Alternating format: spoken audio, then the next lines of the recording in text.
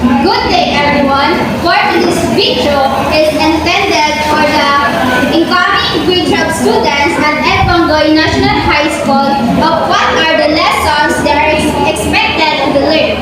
Politics is a mechanism used by the government to control, influence, and implement policies and programs that are deemed important in delivering service to the people. It also refers to how we distribute powers and allocate resources. Political science is the study of politics and power from domestic, international, and comparative perspective. It also focuses on the theory and practice of government and politics at the local, state, national, and international level. Governance refers to how the government manages the affairs of the state.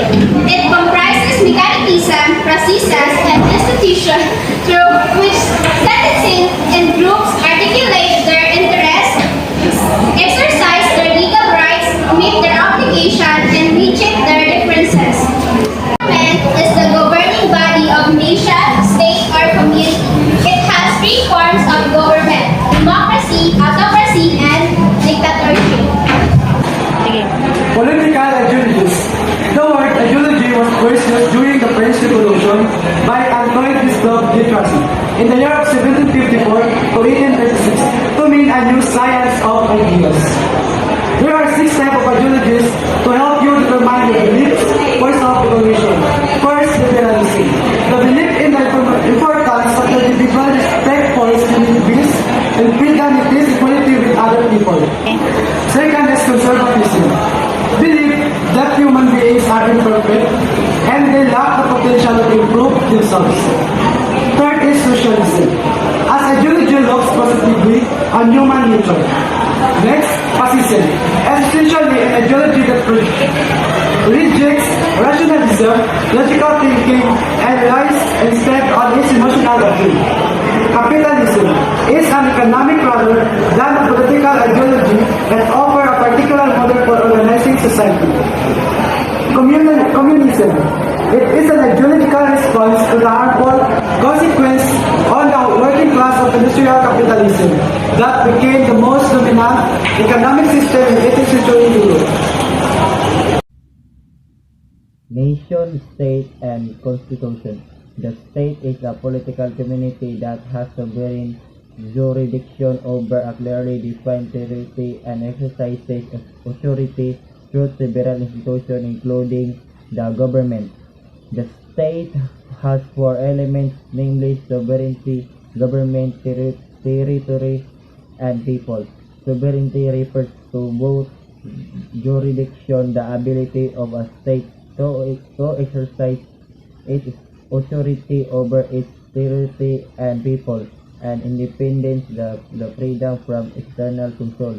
The concept of nation-state generally refers to the political unit with defined territory, government, and constitution that more or less share the same culture and identity.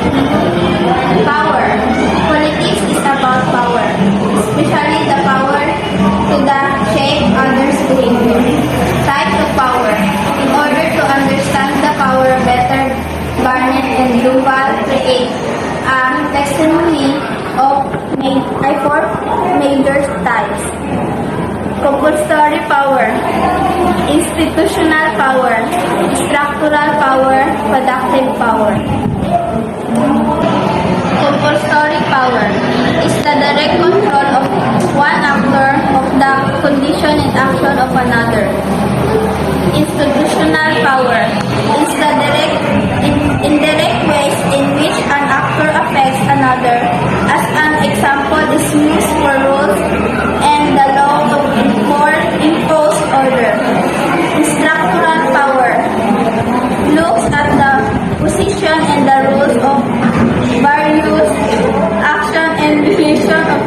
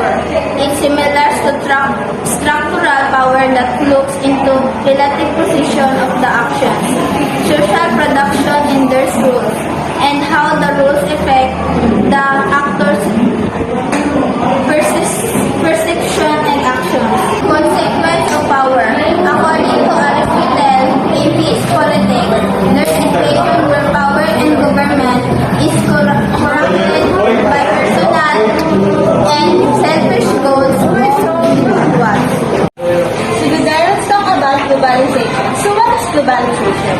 Globalization is a process of interaction and integration of every landscape. This landscape includes technoscape, financescape, ethnoscape, culture, and social life, and agiscape. So let's talk about nation, state, and constitution.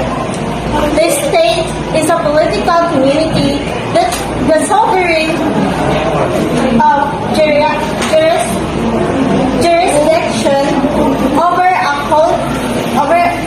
clearly defined territory and exercise authority through several institutions and including the government. So there are the four types of elements state. One is sovereignty, government, territory, and people sovereignty. Evolution of the Philippines politics and governance. Despite the valiant efforts of Spain to win back Philippine loyalty, a number of men volunteered to fight against Spain under the leadership of Aguinaldo. Government composed three branches: executive, legislative, and judicial. The first government established by the Philippines was a military government headed by a military governor. Christian Meret, he ruled the country in the name and authority of the U.S. President. The Commonwealth period under the 1935 Constitution, the Philippine government was divided into three equal branches: executive, legislative, and judicial. The Second Republic of the Japanese put out the Philippine Executive Commission to act as a temporary government of the Philippines. The Third Republic, July 4, 1945, and marked the end of the colonial rule, the success of the long struggles of the Filipinos to individual, the freedom that was lost. The 1970 Constitution established a parliamentary form of the government. Our next topic is let's talk about rules and power of the executive branch of the government. So there are three branches of the Philippine government. So the first one is the legislative, the second one is the executive, and the third one is the judiciary. So let's talk about legislative. So legislative is the one who makes law. So there are the Senate and House of Representatives. And the second one is the judiciary. So the judiciary is the one who looks and interprets the law. So there are the Supreme Court and the other courts. So the last one is the executive. So there are the one who formulates and enforces law. So there are the president, vice president, and the cabinet. So the president is the most powerful among them. So because the president is the head of state and the head of the government. So in Article 7, Section 1 of the 1987 Constitution vests executive power on the president is the head of state and the head of government. So what like I said earlier, and function as the commander-in-chief of the armed forces of the Philippines. So Philippines as a chief executive, the president exercises control over executive departments, bureaus, and enforces the laws. There shall be a vice president. So the executive branch sets the direction or national policy, so it carries out the enforces law. So thus in Section 2, let's talk about Section 2. So in Section 2, president is elected must be. So there are qualifications to become a president. The first one, he or she should be natural born citizen of the Philippines. And the second one is he or she should be registered voter. And the third one is he or she able to read and write. And the fourth one, at least 40 years of age of the election. election. And the fifth one is he or she should be resident of the Philippines for at least 10 years. So, in section 3, the third one, the vice president. So the vice president has the same qualification and terms of office. So it means it is 6 years, and he or she has manner of being elected as the president. So maybe appointed as member of the cabinet. Roles and powers of the Senate and the House of Representatives. So, Senate is composed of 24 senators, half of it is selected every 3 years. It is composed of a maximum of 250 congressmen. The district representatives were apportioned among the provinces and the metropolitan Manila area. The Senate President leads the upper house while the Speaker of the House headed the lower house. Specific functions of the House of Representatives are the functions and compositions of the contest relating to the elections, returns, and qualifications of the members of the House of Representatives. Rules of judiciary of the government, also known as judicial system or court system. It's a system of court that interprets and applies the law to the state. Under the doctrine of the separation of powers, the judiciary generally does not make law, but rather interprets the law and applies it to the fact of each case. The scope of the judicial power, adjudicatory power, to settle actual controversies involving rights and determine whether there has been a great abuse of discretion, lack or exist of jurisdiction. Judicial review to interpret the law and make binding judgments and constitutionality of the laws. Incidental power is essential for the discharge of their judiciary function, such as the power to punish persons unjust in contempt. Importance of judiciary system. Confidence in the certain and even administration of justice. Preservation of the government. Respect for law and order. Roles and function of the local government. The centralization of the government happens when the responsibility, resources, and authority of the central government has been transferred to the lower government units in the different areas and communities of a county. Local government is the lowest level of elected territorial organization within a state that has dual function of providing local public services and implementing national welfare policies. In the Philippines, drawing from its indigenous and colonial heritage, the lowest political unit of the state is the barangay headed by the elected barangay chairman or barangay captain and the elected members of the barangay council.